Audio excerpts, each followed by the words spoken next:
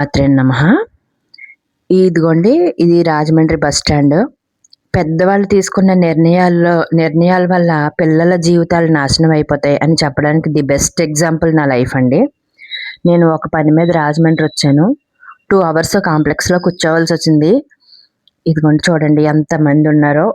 వీళ్ళందరూ ప్రజలందరూ ప్రయాణం కోసం వచ్చారు. కానీ ఇంతమందిలో కూడా కొంతమందిలో ఆనందం ఉంది, కొంతమందిలో సంతోషం ఉంది, కొంతమందిలో బాధ ఉంది, కొంతమందిలో దుఃఖం ఉంది.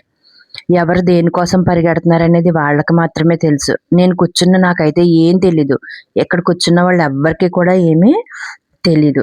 తొందరపడి ఎవరిని జడ్జ్ చేసేయకూడదు. ఆహ్, మా సంతోషం కోసం పరిగెట్టేవాళ్ళున్నారు, బాధ కోసం పరిగెట్టేవాళ్ళున్నారు. ఎవరి మనసులో ఏముందనేది మనకు తెలీదు కాబట్టి తొందరగా ఎదుటి మనిషి మీరు పలానా అని మనం జడ్జ్ చేసేయకూడదండి. రకరకాల మనుషులొస్తా ఉంటారు. ఇంతమందికి ఉన్న సమస్య ఒక్కటే కాదు. ఇంతమందిలో ఒక్కొక్కళ్ళకి ఒక్కొక్క సమస్య. ఆ సమస్యని మనం అర్థం చేసుకోలేకపోవచ్చు. ఆ సమస్యలను మనం తీర్చలేకపోవచ్చు. కానీ మౌనంగా వాటన్నింటిని చూస్తే నాకు ఈరోజు కూర్చున్న 2 అవర్స్ కూడా నేను ఎంత కన్నీరు కార్చానో నాకే తెలుసు. అంటే నా బాధ ఒకటి. ఇంతమందిలో నేను ఒక్కదాన్ని కదా! నా బాధ ఒకటనమాట. ఇలా ఉంటాయండి జీవితాలు. చూసారా? ఆ బస్సు కోసం ఎంతమంది పరిగెడుతున్నారో పాపం. కొంతమందికి సీటు దొరకచ్చు, కొంతమందికి సీటు దొరకకపోవచ్చు. అలాగే జీవితంలో కూడా అందరూ అనుకున్నట్టు అన్నీ దొరకవండి. అర్థం చేసుకోండి.